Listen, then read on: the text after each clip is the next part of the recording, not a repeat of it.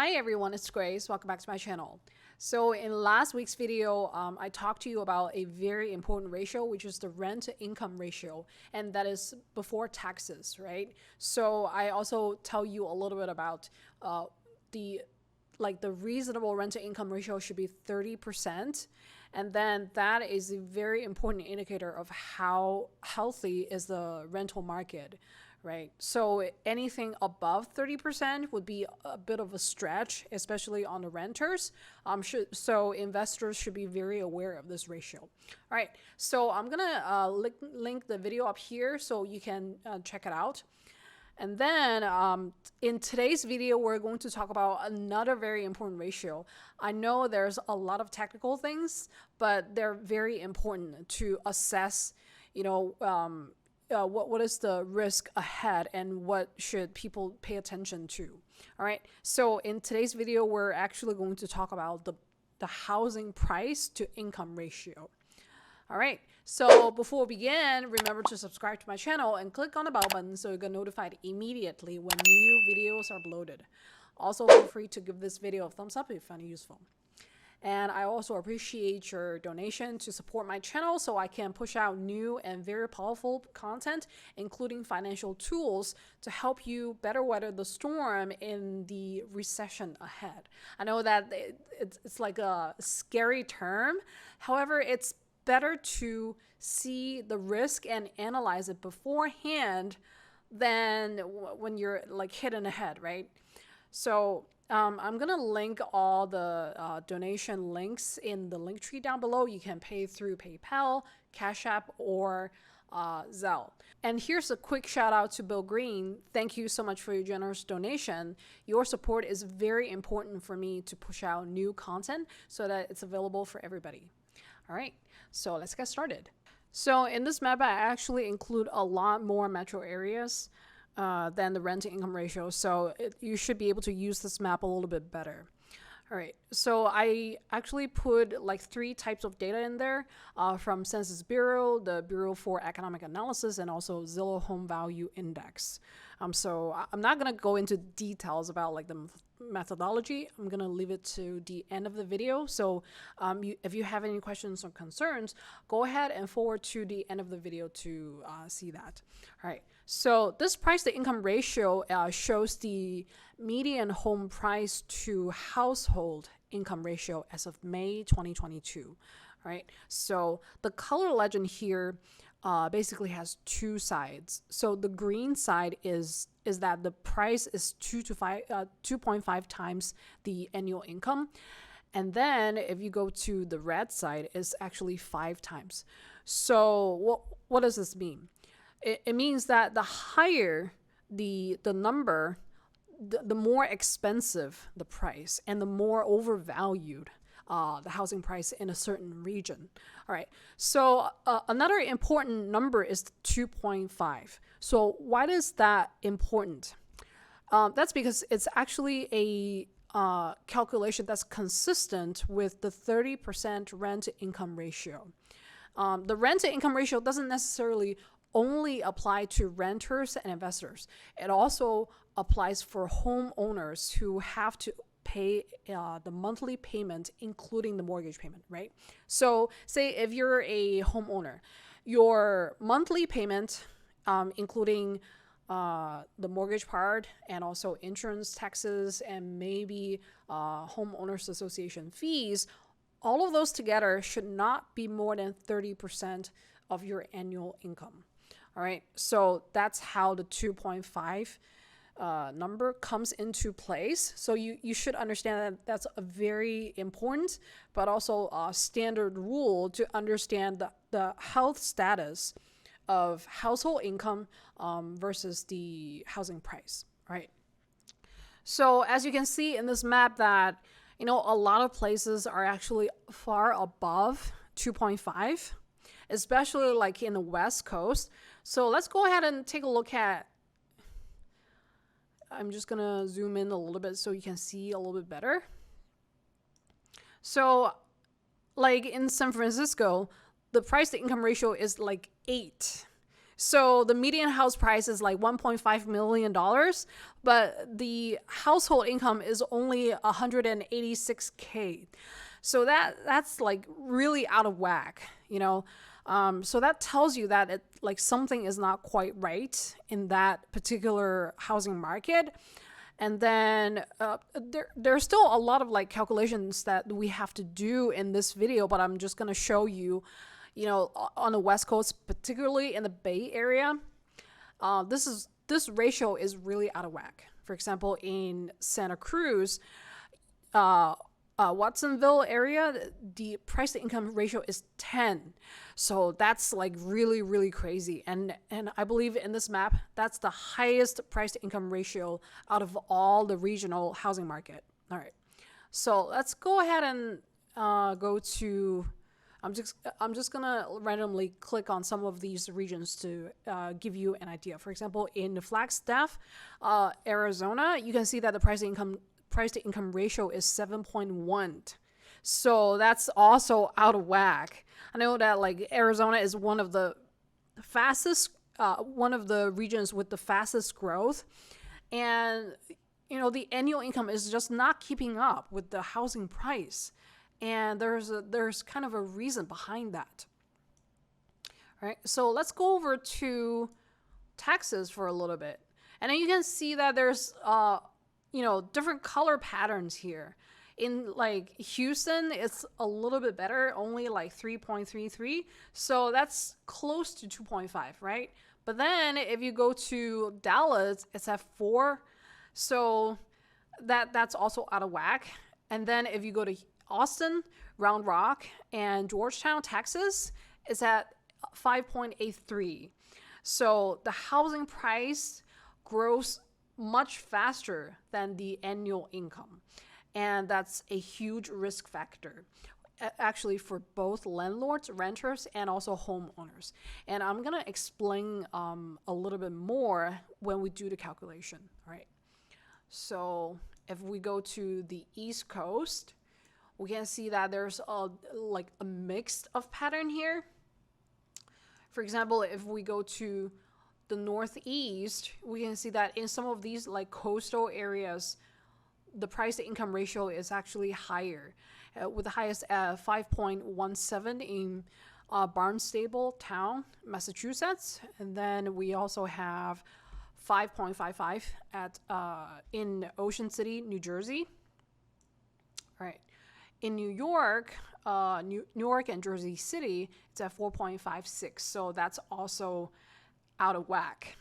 All right. But I think that it's like in average, it's not more than 5%. So I guess that's sort of like a neutral relief. And then when we go down to the southeastern corner, we can see that there's the pattern is actually very mixed.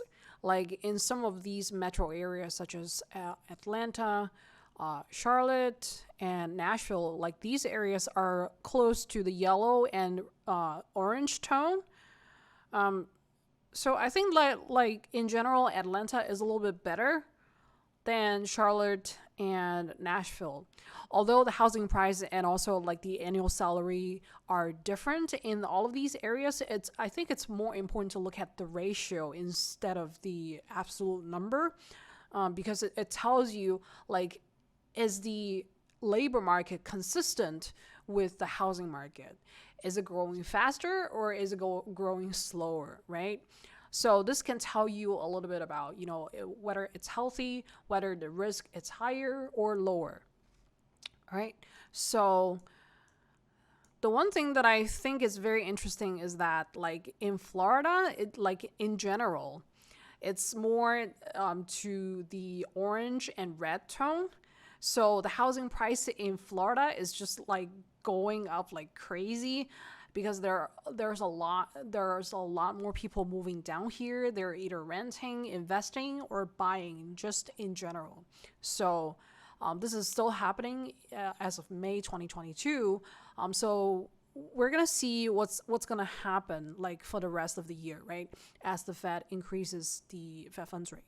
So when we zoom out a little bit, we can actually see that the green tone, or 2.5 times the price of the annual income is actually concentrated in the Midwest and also, some of the areas in the South, and also like these Great Lakes area, right? So that basically tells you that, the greener the color, the more affordable the housing price compared to the annual income, right? Than the rest of the areas.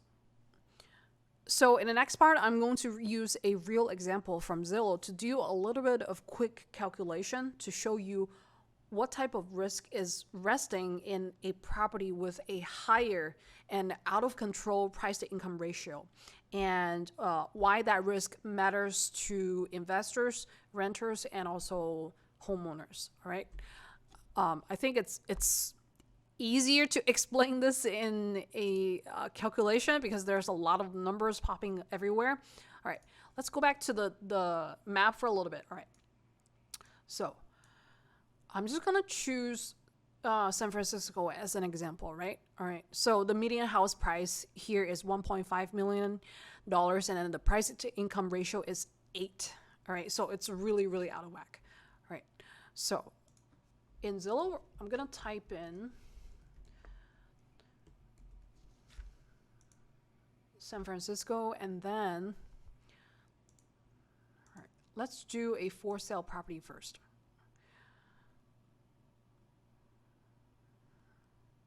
All right, so I'm just gonna pick like a random property here. It doesn't matter which one it is. Let's just do a quick calculation. All right, so this is 3 bedroom and 2 bathrooms, and it's priced at almost $1.6 million. And then like in the Bay Area, it's like really out of whack. Like compared to the other parts of the states, you can see that, this price is just no comparison. And that actually relates to what I said before. The price difference is the natural economic incentive for people to, buy something, right?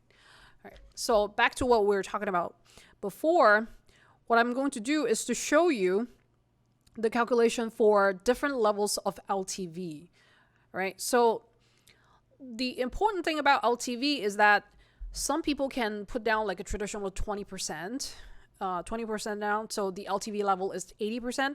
And then someone may choose to put like half down, right? So that's 50% LTV. And then there are also others who prefer to pay all cash. And then there's 0 LTV. So all these 3 levels of LTV actually has different levels of risk, right? So they should be assessed differently. And what I'm going to do is use this property as an example to show you where is the risk and how much is the risk. All right. So the first thing that I'm going to do is use the monthly cost calculation. Right. So as you can see here, the default down payment structure is 20% down. So I'm going to leave this as it is because this should be the interest rate as of the end of May.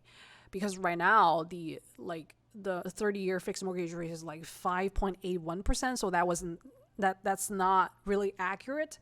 I'm just going to keep it as it is for now. Right. So if you're paying at 20% now for this $1.6 million property, just principal and interest, you're paying a little over $7,000 per month, right? So that's like a huge proportion of the monthly payment that you have to pay into like the housing cost, right? All right. So the other part is the property taxes and also the homeowner's insurance, right? So these 2 parts are actually, they should take no more than 1%, right? The annual portion, combination of these 2 should be no more than 1%. But let's just do a quick calculation to figure out how much it is. All right, so it's the property taxes plus homeowner's insurance.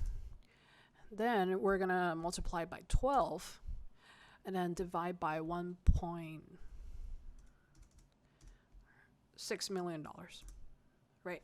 So All right, it's exactly at 1%. So basically, you're only paying 1%. It's not that big a deal, to be honest. If you're looking at the rent to income ratio of 30%, not a big deal.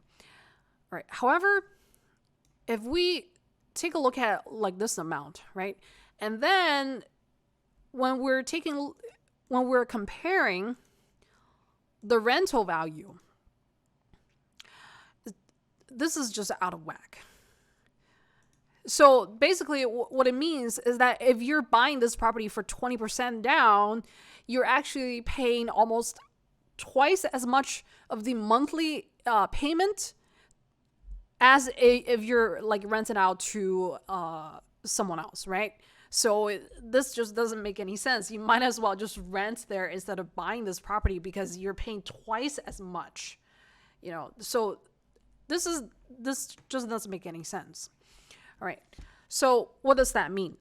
That basically means if you're a homeowner and you're living it by yourself, right? That's your primary residence.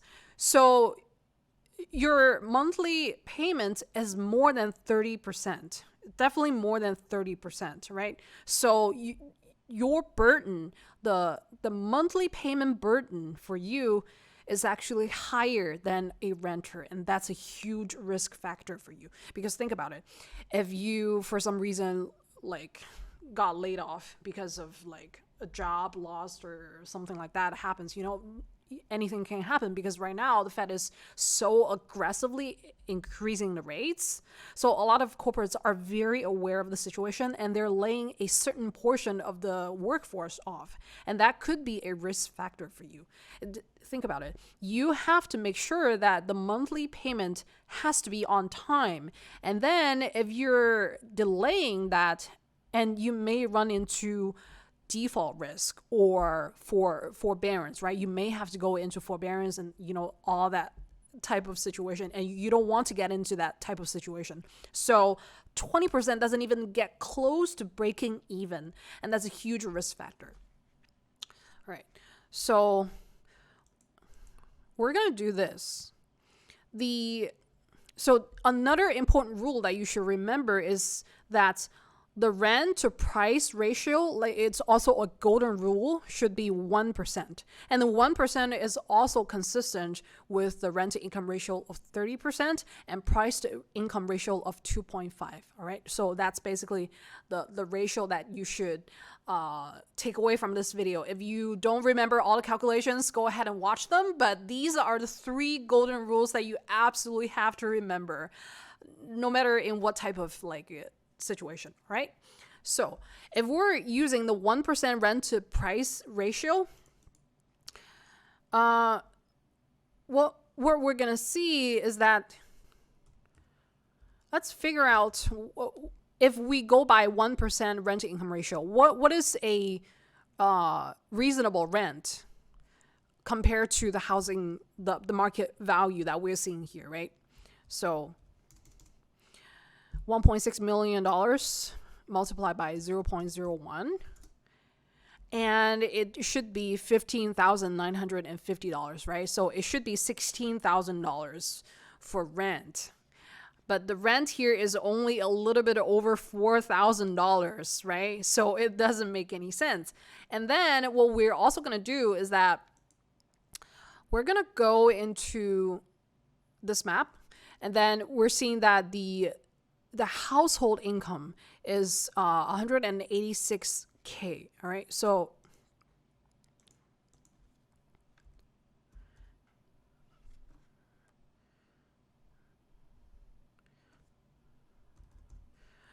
we're going to figure out if, according to the rent to income ratio of 30%, what is a reasonable rent that this particular household should afford, right? So let's divide it by 12, and that's the monthly and income. And then we also multiply by 0.3, and that tells you, comfortably a household making this amount of money should only pay up to $4,600 of rent, right? All right. So if we go back here, we can see that it makes sense for you to rent here because the rent as estimate basically tells you that it's a little bit lower than for 4,600, so that's a good thing. However, if you are a homeowner and you're only paying 20% down, you may be out of your mind. I just gonna put it out there because it doesn't make any sense when you're doing these type of calculations, right? All right. So the other thing that I also notice is that in order for you in order for it to make sense, right? In order for the monthly payment to comply with the 30% rule, you actually have to pay down 50%. Let's just go back here and then change this to 50%, and you can see what I mean. Right. So this actually, it's still a little bit higher, right? It's not close to 4,600. We have to get that number to close to 4,600 in order for that to make sense, right? 60, and that's still $5,000. Let's do 70. All right. So basically, it means that for this particular property, you have to pay down 65% in order for your monthly payment to comply with the 30% rule. All right. So this basically tells you that you, like right now, if you want to buy and if you want to stay liquid, the key word is liquid. You have to pay down at least 65% in San Francisco for a 3-bedroom and 2-bedroom single family home. I believe that this one might be a condo. I'm not quite sure. All right. So, So this basically tells you that, a lot of people are, they may not have the down payment of a little bit over $1 million in savings to do that. So that actually affects the affordability issue a little bit more. So that does have a really huge impact on homeowners, buyers particularly. I think like for renters, it's a little bit more reasonable because it complies with the 30% rule. However, we're seeing that rent is increasing everywhere, including San Francisco. So if it continues to grow, right, double-digit growth, for example, if like it grows to 5,000, 5,500 or something like that, then it like the rent to income ratio is going to go above 30%. And so that will not make any sense, right? So the higher the rent to income ratio, the higher the risk. So so after the analysis, I can tell you that like in the Bay Area, in San Francisco, and also in the other areas such as San Jose, Santa Cruz, Salinas, and basically like all these very hot areas that has a very close that has a very high price to income ratio, the market risk actually is higher for homeowners than self-living homeowners than renters, right? All right. So let's do another calculation to figure out like a little bit of what those 3 rules mean in different parts of the region. All right. So this time I'm gonna do a calculation in Asheville, North Carolina, right? So this place also has like price to income ratio of 5. So it's like right at the border of this color legend. All right.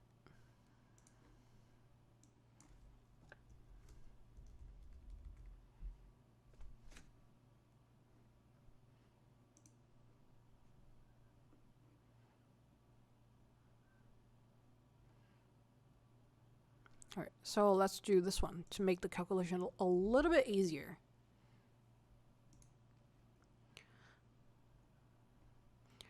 All right, so this one, it's actually the housing price shown in this one is a little bit better than the 400K here. So it should be a little bit better, right? But we're still going to use the median household income to calculate if that's reasonable and where the risk is.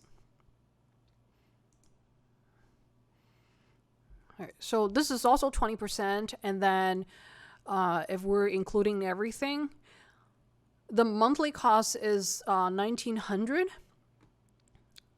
Right. And then if we're looking at rent, it's actually a little bit higher. So you're actually making, if you're buying it as an investor, putting down 20%, and then you can rent that out for $2,100. So you're making $200 net income every month. So that gives you a little bit over the break-even point. So that actually, the market risk for this particular market is actually a lot lower than a place like San Francisco, where it's really, really out of whack. All right. And then this basically tells you that there's still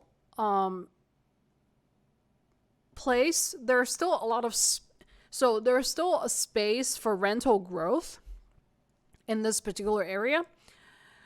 And then let's do another calculation where we're going to factor in the household income rate. So this is the average household income. Say, let's just round it up to 80,000.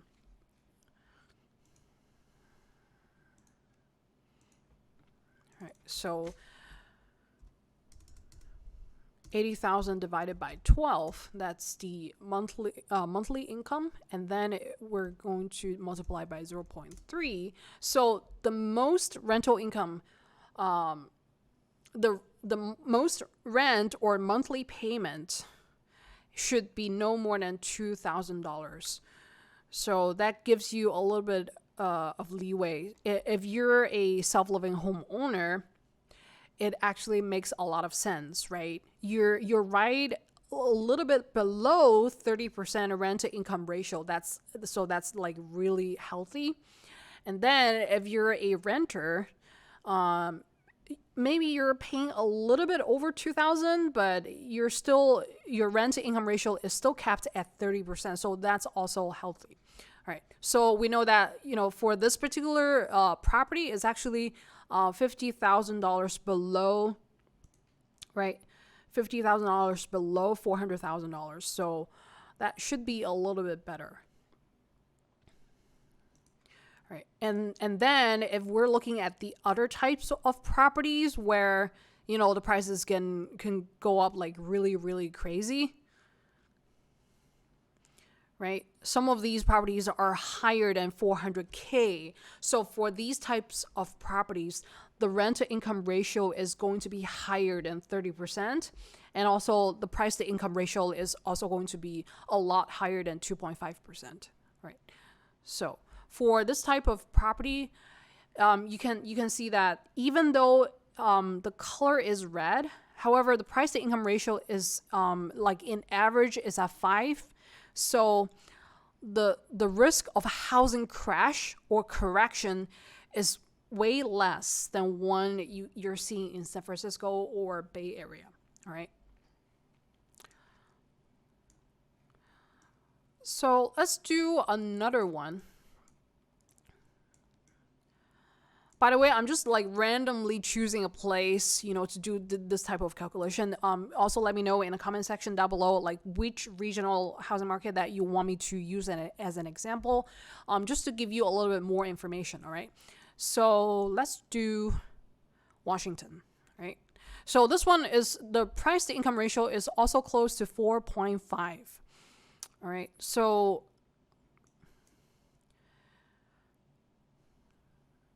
let's go to Alexandria. Right. Alexandria is also one of the areas where prices are going like really, really fast.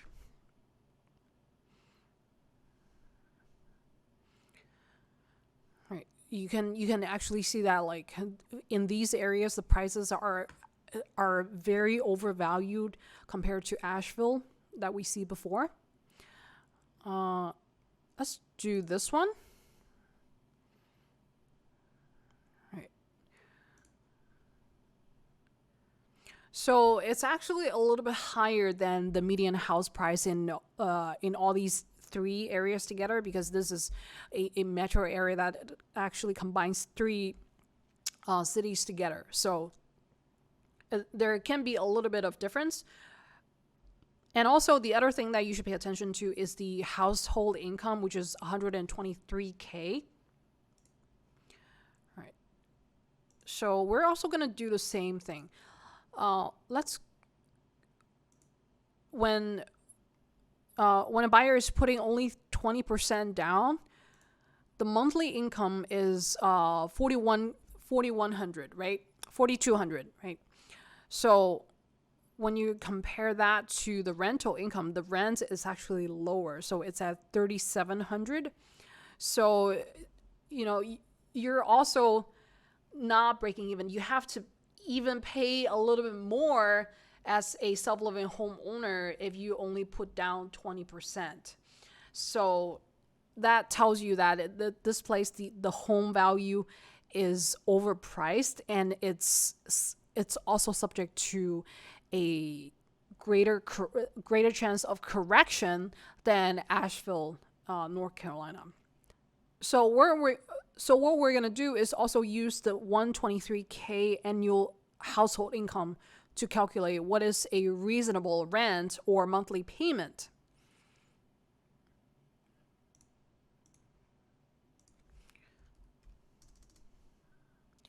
So 123K divided by 12, multiplied by 0.3. So that gives you $3,075, right? So as a homeowner, it actually doesn't make sense. You actually have to pay more. So the monthly income is $10,250, right? So let's do this. 4,200 divided by the monthly income is actually close to 41% rent to income ratio or monthly payment to income ratio. So that's too much. The monthly income takes too much. And then we also have to adjust this ratio. All right, let's do 30%. And that's still over the 3,000 threshold. And let's do 35. So if the ratio doesn't make any sense, just keep adjusting this amount until it makes sense to you, until it hits the 30% rule. All right, so at 45 to 50%, it makes more sense, right? So I would say that, in this particular area, probably like 50% also needs to be put down in order to give you a little bit of leftover after you pay the monthly cost, or to keep the rent to income ratio at 30%. So another type of scenario that I usually share with people is that I also tells the all cash investors where is the risk for a housing crash or correction, because I do believe that even if you're putting all cash in it, say if you're renting it out, right, basically obviously you're making money. However, if you're just keeping it there and not renting it out, there is a smaller portion of the homeowners insurance and taxes that you have to pay.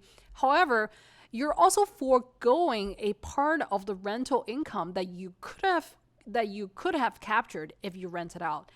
So that's lost income. That's not just lost income, but also lost liquidity that you could have put into your investor or household balance sheet, right? That extra little bit of liquidity gives you a lot more power in a high inflation situation such as this, right? So for this type of property, let's say, let's use another type of extreme example, right?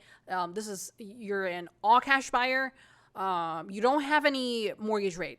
You don't have any mortgage to pay, right? The only thing that you're going to pay here is the property taxes and also homeowners insurance. And you don't even have HOA fees to pay, right? So you put down 100%. right? Actually, I don't have to put it in. So the only monthly payments that you have to pay is $850, right? So let's do this. Let's also do a quick calculation. $850 multiplied by 12. So this is your monthly, this is your annual cost, right? And then let's divide it by the market value of this property. So it only takes like 1.3, 1.4% of the total, annual the housing price. So it's not that big a deal. Like 1% is really not that big a deal. However, when we're comparing this amount of monthly cost to the rental income that you could have gathered if you rented out to someone else, right? You could have rented for $3,700. So basically, what does that mean? When you're subtracting $3,728 from $850, that basically means that you're foregoing $2,800 every month. And then every year, you're foregoing $34,000. And that's lost income, and that's lost liquidity that could have provided you with a little bit more better position when you're presenting it to a bank when you're lending, because they have to see like how much equity that you have, right? So that also gives you a little bit more flexibility when you're negotiating terms with your clients or vendors, whatever you have to do, right? So that type of loss in rental income is also a type of liquidity risk that's very present like in the market right now. So even though there are investors who are putting in all cash, you also have this potential liquidity risk that could put you in a disadvantageous position. All right. And then the other thing is that the higher the mortgage rate, the more monthly income that you have to pay. And obviously, because insurance and also property taxes also takes a percentage of the home value. And if the home value continues to grow, then you have to pay more out of pocket. This is a property that if you're not renting it out, then you have to pay out of pocket. So it costs you more money to maintain it. So that's also like this type of situation where, you have to decide whether you want to keep paying those expenses in order to keep the property there, or if you're running into a liquidity situation where you need like cash, right? Or short-term assets to keep you in a liquid situation that you're sort of like forced to sell this property. So I just want to put that out there to show you that there is a certain risk out there when the Fed funds rate goes higher. So this is the amount of calculation that I will present in this video. If it's like, I don't want you to get overwhelmed with all the numbers. So make sure that you go back to see these calculations step by step. And also if you need to pause, go ahead and pause and also use the calculator to do it by yourself. So you have a very clear understanding what type of risk is there. All right. So in this last part, I'm going to give you the very valuable takeaway from today's video. So there are basically 3 types of ratio that you absolutely need to remember. The first one is the price to income ratio should be 2.5. Okay. All right. And the rent to income ratio is 30%. And then the last one is that the rent to price ratio should be 1%. All right. So those are the 3 golden rules. And then for the type of risk currently in the housing market, depending on who you are, how much you put down, and what are you rented out or not, for homeowners, there is this affordability risk, right? Use the 30% rent to income ratio to cap your monthly payment, all right? And then for investors, think about the liquidity risk, either because you're not renting it out, or because you're increasing the rent too much that your renter is not able to afford it anymore. You know, both ways can put you in liquidity risk. And then for renters, you have to think whether the rent that you're paying out every month is capped at 30% rent income ratio, right? So this gives you a little bit clear idea what you need to do next. All right, so for this last part, I'm going to explain how I actually come up with these numbers. So the price that you see here is actually the Zillow Home Value Index, which includes both single-family homes and also multifamily homes. So they actually they present the combination, right? So that gives you a general idea. However, if you're looking at individual property, you still have to go into Zillow or other websites to do your own calculation. And then for the weighted average household income, I actually combine two types of data. One is from Census Bureau, and the other one is from the Bureau of Economic Analysis. So the actual number is actually from the Bureau of Economic Analysis, and I calculate this based on the per capita personal income. So it's more like an average than the median. So the actual, if you're looking at the median number, it should be lower than the average number. And then, because this is per capita, so that means only for one person. So the way I put it in a weighted average ratio is by combining, you know, what is the age composition of the population right now. So that ratio, that proportion actually comes from Census Bureau. So the way that I calculate so it's actually not by age. Sorry about that. It's actually by the number of earners. And what I like about this type of calculation is that they actually include people who earn no money. So they're either children, the elderly, or other type of scenarios. So basically, the no earners are not in a labor participation, right? So that's also 17% of the current census. And that's actually factored into the household income that you're seeing there. So that's why I like about it, right? And then there's one earner, 2, 3, and 4 or more. So they have a different types of proportion here. So I think that this is very representative of the current population composition here, right? So that's how I come up with the household income. So this is pretty much today's video. I don't want to overwhelm you with too many numbers and calculations. But in the next part, we're going into a little bit more detail of another scenario. I'm also going to include a little bit more charts to analyze the situation a little bit better. And then don't forget to support my channel, and I really appreciate it, and I hope you find the information in this video useful. Let me know if you have any questions in the comment section down below, and thank you so much for watching, and I'll see you on the next one.